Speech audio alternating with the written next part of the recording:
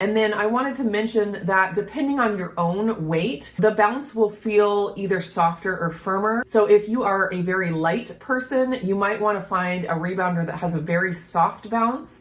But if you are heavier, the heavier you are, the softer the bounce will feel, even if the rebounder has a firm bounce. With my experience with the other rebounders that I have used, I would describe the bounce of this rebounder as a medium firmness bounce.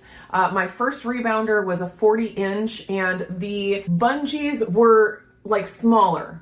And so it kind of felt like when I bounced, I would get to the end of the bounce and there'd be kind of a jarring effect. That's why I do recommend looking for a rebounder that has bigger bungees because you want to be able to bounce without maxing out the bungees and getting that like jarring effect. You want it to be like a very smooth bounce. And I think part of getting that smooth bounce is having the bigger bungees. My second rebounder that I have done a review on here on the channel has two different tensions of bungees that it comes with.